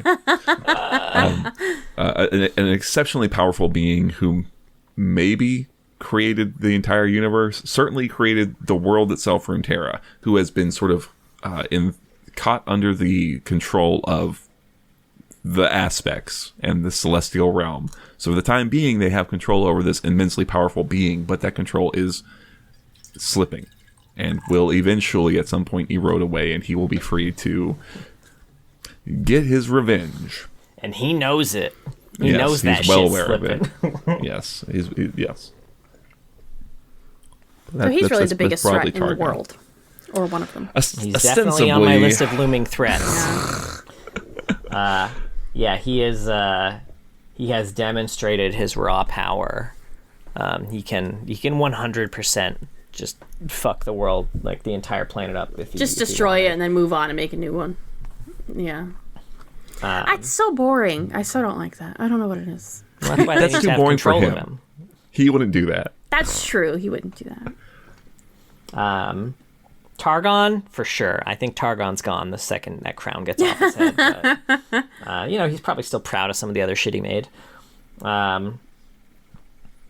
Yeah. I think that's good. There's a lot of dragons in Targon too. Outside of Aurelian Soul, like it probably has the most dragons per capita outside of maybe Ishtal. It's interesting because I feel like of all the places Targon, I can't really get a picture of. I understand the mountain and the ascending thing, and that's very cool. But there are people who live in Targon. Like, it's not just Mount Targon, and I can't really visualize it compared to other places. I don't feel like we get a ton of stories of, like, a town in Targon. You know what I mean? Not Unless one I'm that's just forgetting them all. being, like, actively burnt or obliterated. Yes, exactly. Yeah. That's true. The only thing we had was, like, the old Diana Leona stuff of, like, when they were in school and stuff like that. Because they were in Targon, right? Like, at Yeah. school. And I think there is that story of, like, the kind of girl who's trying to ascend Targon because I forget the reason, but like her Yeah, mom but is she like was- a good ass her warrior. hometown, but Yeah, like but she was, like, on the mountain of Targon. We didn't see her, like, in her hometown. now she just kind of told us a little bit about Yeah, anyway. you can see a little bit, again, not like the small village life, but you can see more about like the Targon itself through like that one cinematic where they're rescuing the Stellacorn. Mm-hmm. You kind of see a lot of Targon through that. I will say another big threat in Targon, fucking Void again. That's just everywhere. So not only does Diana actively fight the Void in some of her stories, but there's also, I mentioned a massive Void rift near here, like right on the coast of Targon. There's a Vestian race called the Marai, who are essentially like mermaid people. And there's a massive void rift in the ocean near there. That like other people are not aware of. They are not aware of. Basically, the only people who know it exists are the Marai and the aspect of the moon, which, for the record, I don't even know if Diana's aware, but the previous aspect of the moon is aware for You'd sure. hope that the new aspect, they would tell the new right? aspect. They just fucking tell her. So their whole arrangement is like, there's a thing called an abyssal pearl, I think it's called, that is created in this whole void area of the ocean, and someone from the Marai has to dive down, get that pearl without dying, which is pretty fucking hard. And then they had an agreement where they would trade that pearl every now and then to the aspect of the moon, and the aspect of the moon would give them a God, what the fuck is it called? Moonstone. A moonstone. Yeah. God, I should have remembered from Chrono item. Trigger. Fuck. Oh. Yeah, and that. It's also an item in game. And that He would doesn't keep play the void support. at He bay. doesn't know what the fucking moonstone is. That's Right? true. There's a cool comic where you can kind of see It's what very the good. descent looks like as Nami descends down to this void-like area. Like, it's a big ass place here, so that's definitely a looming threat in Targon. I put Bard here Bard's too. interesting. Now, don't ask me for more details about that, because God, I forget so much about Bard, but I was pretty Me sure he was too. some sort of like harbinger, kind of like Anivia, wasn't he? I don't know. I just know he's made of like a cart and like He's clothes made of a or card. something. That is true. He's written as if he's very entirely neutral and will just do whatever it is to maintain sort of a cosmic balance, even if that means abandoning people or harming them potentially. So and they he's do have like, some I was just gonna say he's like an Ionian celestial. something like that. They have a weird stinger at the end of his bio, as I recall, about I'll have to choose a side, and it's like, I don't know. He doesn't seem like he's going to do anything bad. He's not malicious. He just doesn't give a fuck. Though That's I sort of will his say, deal. depending on... Okay, so here's another thing that we didn't necessarily talk about. In Aurelian Soul's color story, he is sealing a void rift at the behest of his, his Handler. celestial leaders. And he does this a lot, because there's a lot of void rifts that need sealing. But for the first time, he encounters a deep intelligence within the void that he's never encountered before, that is very strong and seems to be laughing at his attempts to seal it. Which, like, and he's a cocky motherfucker, I'll say. And I will say he was like, damn, like the power it would take to do what this shit is doing is like, okay. Which is kind of a scary thing for a Reliant Soul to be saying. So, depending on how deep a threat the Void actually is, past just that, like a Runeterra, there's a very real possibility the Bard's gonna have to do something like, oh, well, we're gonna have to fucking cauterize, which means Runeterra, you're gone. So the rest of the world, so the rest of the universe can live. That's a possibility. I'm just saying. Sure. Right. He's so cute. He makes little music He is so sounds. cute. He makes little doo-doo-doo-doo-doo. I almost want to play Bard now, but all right. right. Island time, baby. Island time, baby. We're on island time I'm here. on. First Let's up, go. I'm almost done with my ball. fuck yeah, we got Shadow Isles. On the side, it says "Have a ball." Ooh, that's There's fun. 2 exclamation points. 2x. That's how you know it's serious. Shadow Isles. We got ghosts and then more ghosts.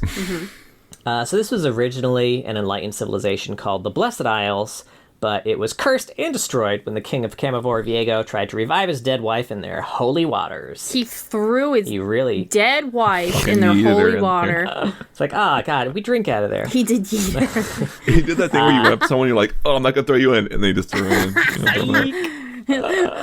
But she was dead the whole time, so she did He's not old? react to Are you that. okay? It's like, you're no more fun. We never laugh anymore. So when she got thrown in there, she came back pretty She's pissed. an ice cold bitch. Ayo. Anyway.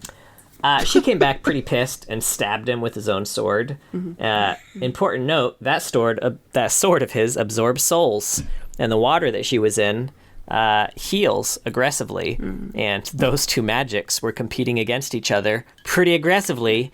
And then yada yada yada, big ass fucking magic explosion that destroyed all of the Blessed Isles and turned it into the Shadow Isles. Basically, it just killed everyone and then turned them into spirits. These spirits manifest into black mist that periodically travel to nearby areas like Bilgewater during harrowings, looking to feed and grow. They can kind of only be killed by special relic weapons, and even then, they'll just eventually respawn in the mist and come back. The only way to actually get rid of them is the goddess. One of the goddesses of Bilgewater, Nagakaboros, does seem to be able to free souls from the black mist, but that's kind of it. It's gonna take forever. There's so many souls. So many in there. fucking souls. Place sucks now. There's a massive spider god there. There's tons of dangerous artifacts. Everything there wants to Wait, kill there's you. Spiders there too, man. Spiders and a spider god. Gross. Yeah. And then if you die there, you don't even get to fucking rest. You just join the mist, which has been described as being very torturous to be in. Yeah, there's some really evil people in the mist who are just like delighting in being there. Yeah. So this place sucks. Looming threats. They are the looming threats. It's nice. That's true. I guess the looming threat to them would be like, you know, the Sentinels. Looming threats there, the Sentinels. Viego returning there would make things a lot worse because he'd kind of be able to spread the black mist again. Also, Thresh, who's from here, is now a big looming threat to the rest of Runeterra because he was chained to the Shadow Isles, but as of recently, he is no longer chained to the Shadow Isles and still able to just fucking absorb souls wherever he goes. So he's a big fuck-all threat to everyone now. I feel like, aside from the Void, I feel like Riot is making Thresh their big bad, maybe, of like Runeterra. That's kind of the vibe I was getting. They seem to really like Thresh, and I do too. So he's really effective. He's very effective. There's also a ton of dangerous artifacts just here. We mentioned that it was like a, kind of like an enlightened civilization. One of the things they did was travel the world collecting dangerous artifacts that the rest of the world couldn't be trusted with and house them in their vaults. Yeah. So when the island exploded, kind of so did the vault. So now there's a ton of really dangerous artifacts just up for the, ripe for the picking that... if you could survive. If you can survive. And we do have... we talked about Noxus having schemes on schemes. They have one person going back and forth from the Shadow Isles collecting those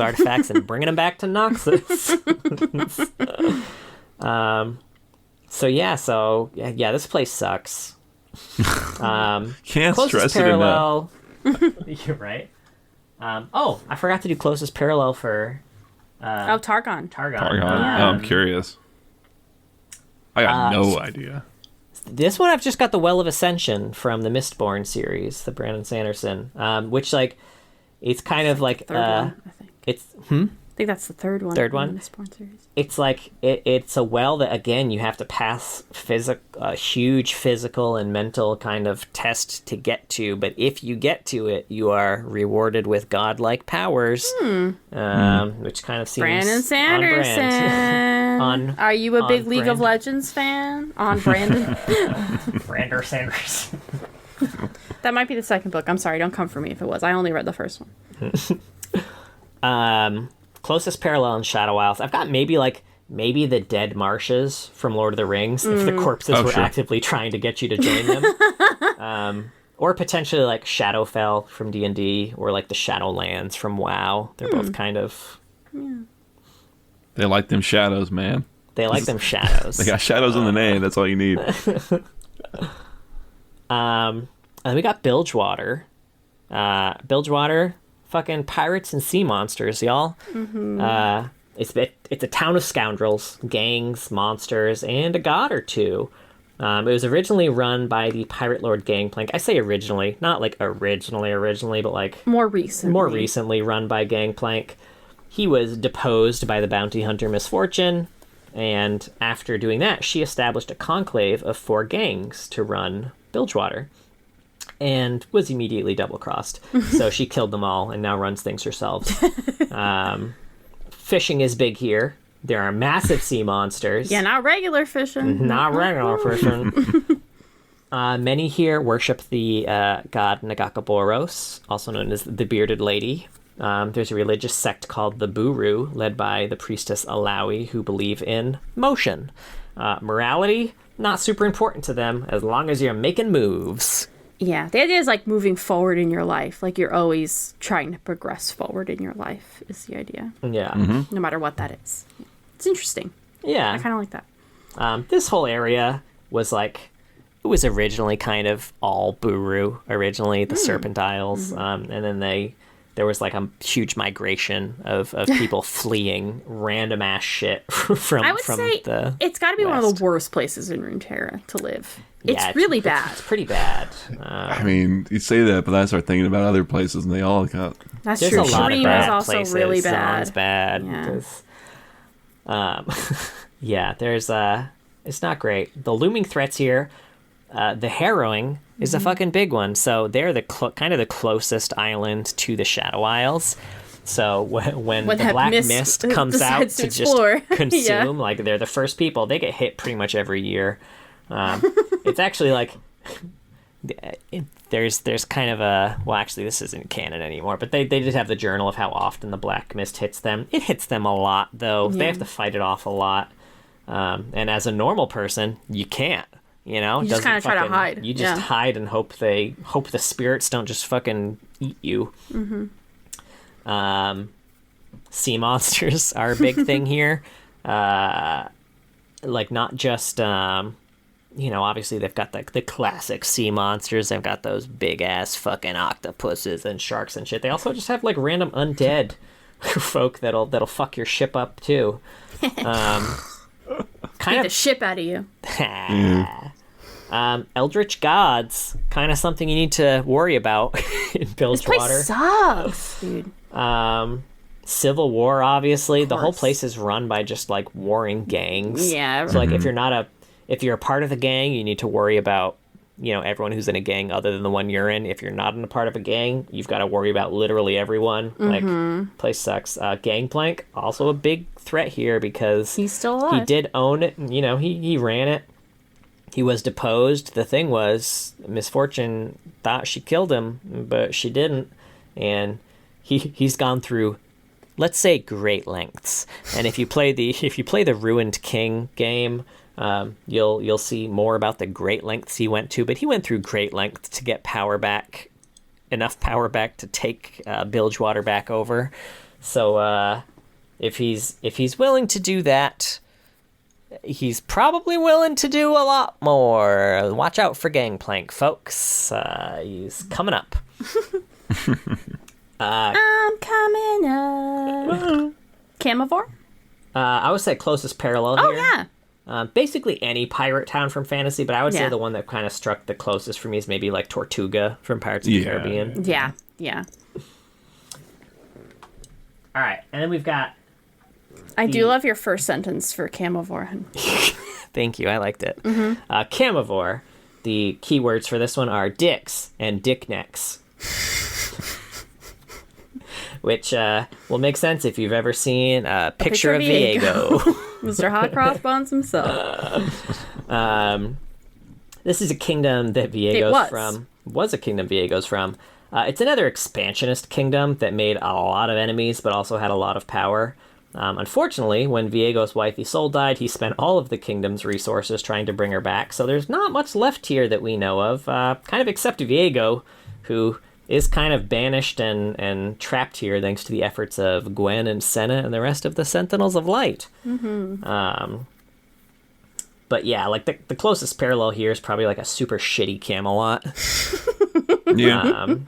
And looming threats here are Viego. He's trapped temporarily. We know he's getting out at some point. He's a big bad. He's not going to stay trapped for long. When the MMO comes out, he'll be free immediately. That'll be one of the enemies, yeah.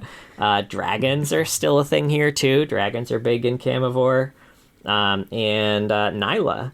Nyla's from, like, a neighboring town or a neighboring city of Camivore that was constantly kind of attacked by Camivore. But now she's got a demon inside of her, and she's got a fucking chip on her shoulder, so... Yeah, she's also very pissed that they, like, sealed Viego right here. She was like, excuse me, people live here. Right? This is my fucking home. Fuck off. To be fair, when they did it, that place didn't exist yet. They Riot kind of built it for this champion release, but yeah. That's their excuse. Look, when we did it, Riot had not written this yet. You guys didn't exist yet. I'm sorry they wrote him to stand right in front of your TV, but that is not my fault. There's also a massive section of this continent called the Independent Lands that no one knows anything about. So that's like we'll put people there later. Yeah, this is expansion opportunity.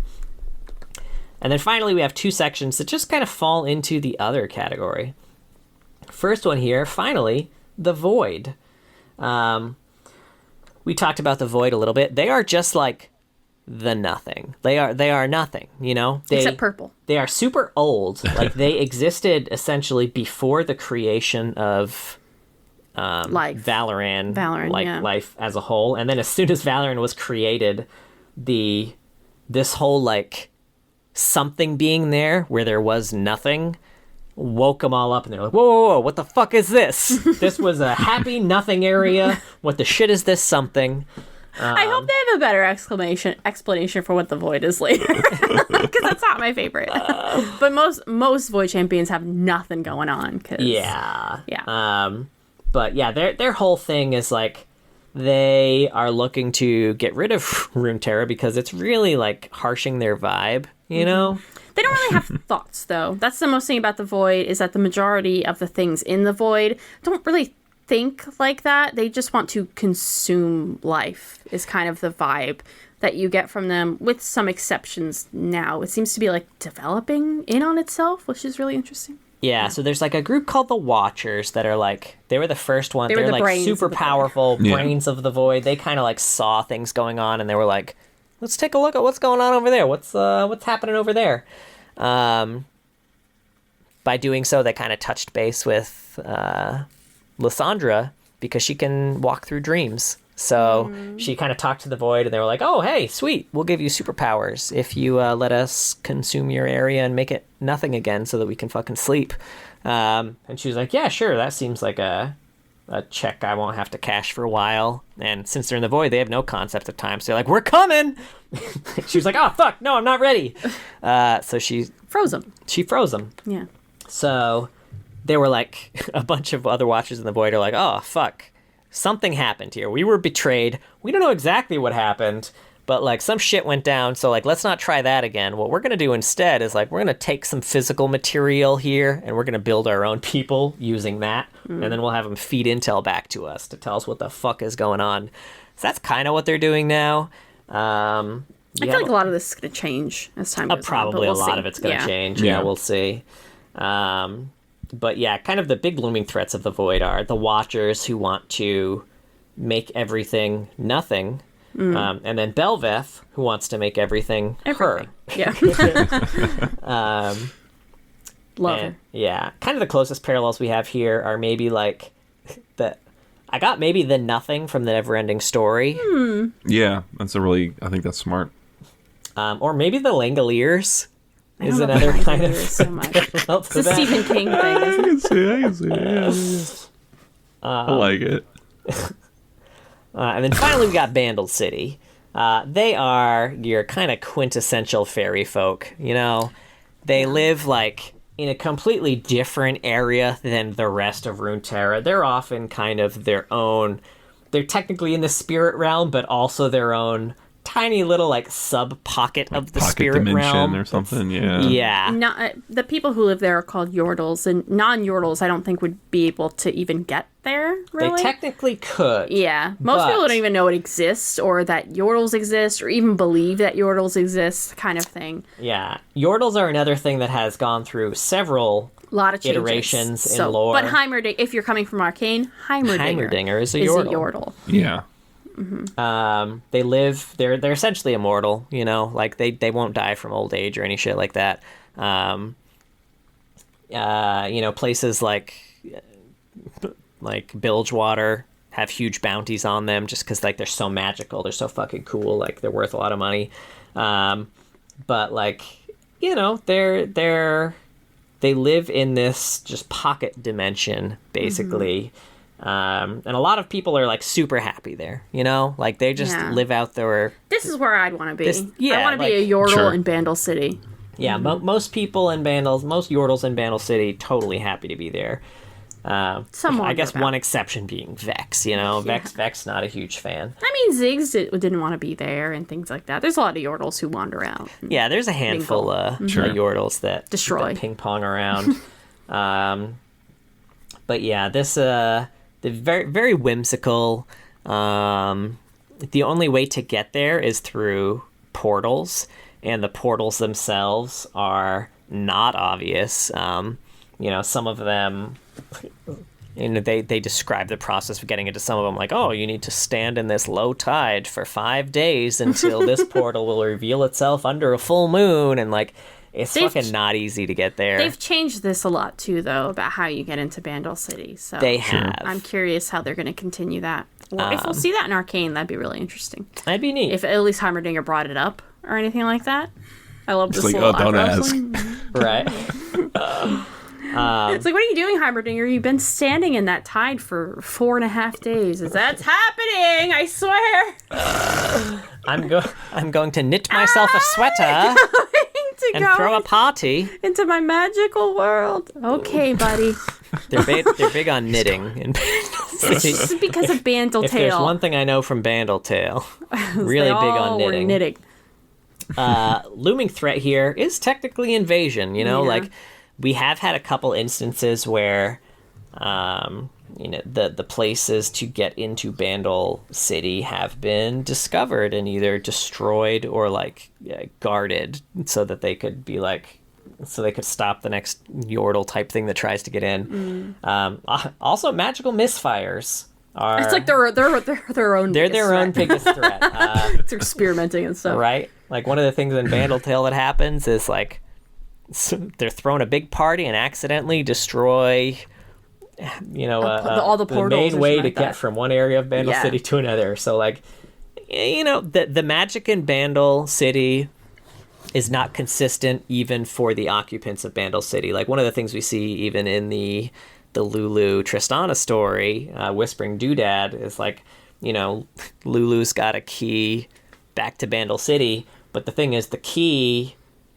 just changes what it looks like depending on its whims. So she's not sure what the key is, so she loses it, and then they're not quite sure how to find it again because the key's just its own thing. So they're trying to get back to Bandle City, but they don't know how to do it because, the magic is whimsical, not just for the Yordles, but for the city itself. Mm-hmm. Sure.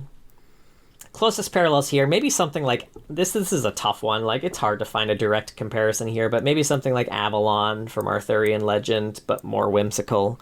Or something like Tir na Nog from Irish mythology, which is basically like a less violent, more idyllic Neverland. Huh. Interesting. I almost think like Toontown. Oh shit, yeah. It is. The rules just don't kind of work, right? Yeah. Well, those are the regions, huh? Yeah. Nice. Yeah, it's a big, broad setting. A lot of different things, a lot of different. I think I kind of said at the start. There's like just a very broad array of archetypes and things that it kind of engages with, and these are all sort of the jumping off points for our various characters. Right? Now this episode is more for kind of casual lore enjoyers. So I do imagine if you're a hardcore lore enjoyer, all this. This is going to be the most actually episode of the podcast we've ever had, because we really have to skim across this. But that's fine. Hit us up in the comments. Any engagement's good engagement. Yeah. Oh man.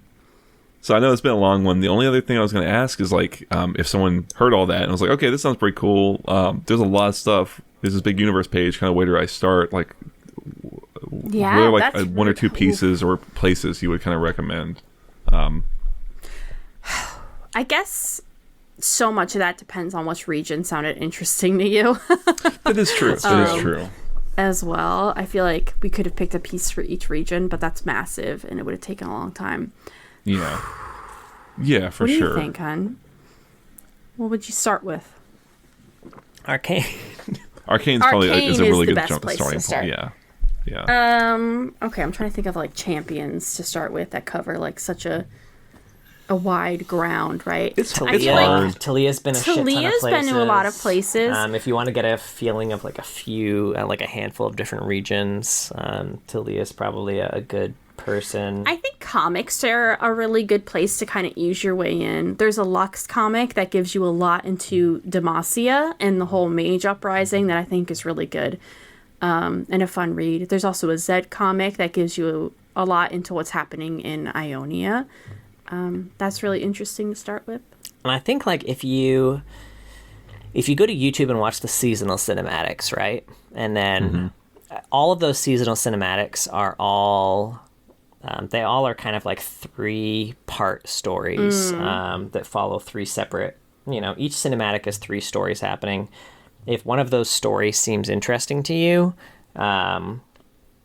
check out that region. There's a very good chance you'll find very similar kind of stories to the types found in that cinematic. If you go to stories in that region, Sure. What do you think, Mark?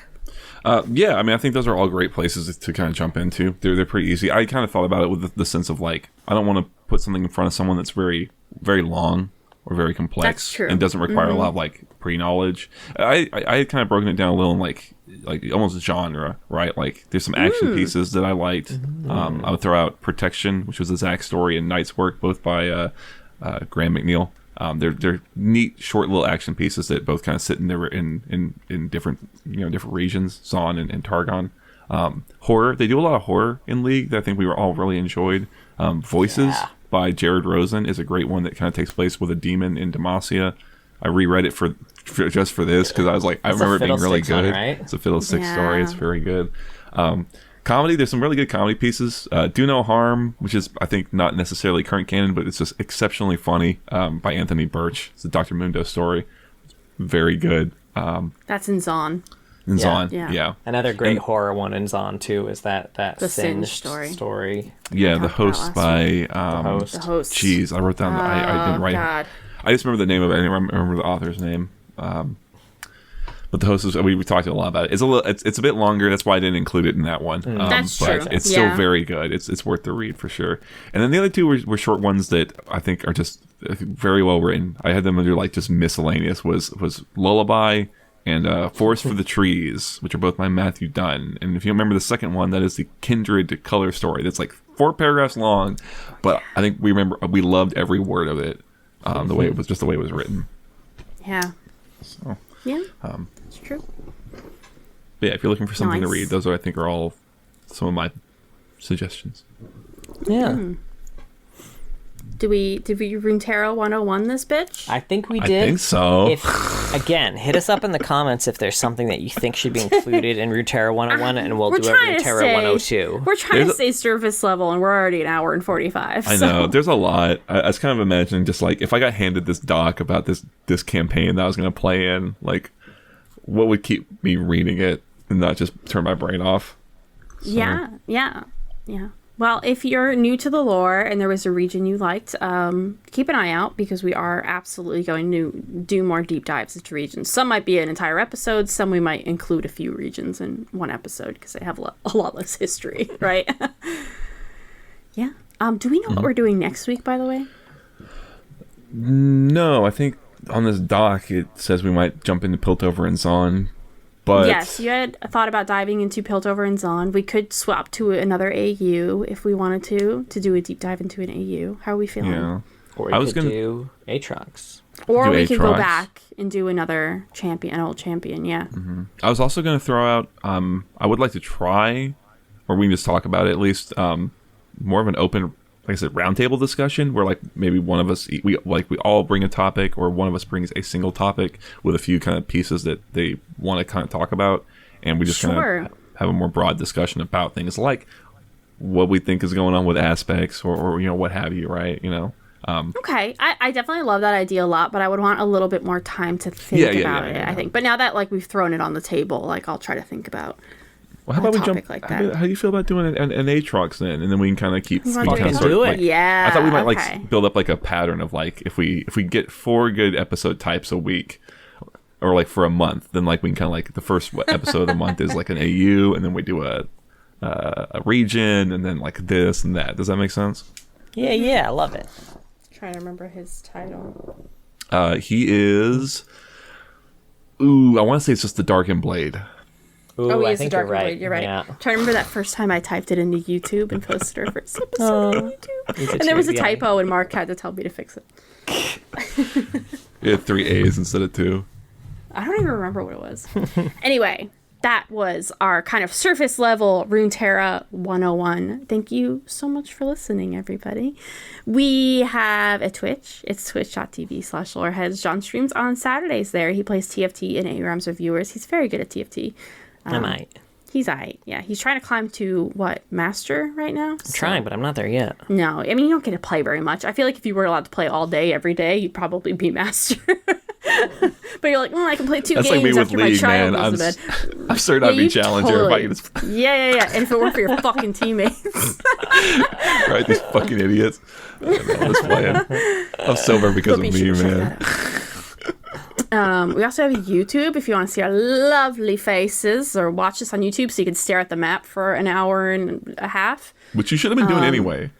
You should have been doing that anyway. Staring at the map the entire time. I don't care. You're driving, you're at work. No, don't stare at your phone while you're driving, please. Stare at the map. The League of Loreheads does not endorse looking at your phone while driving.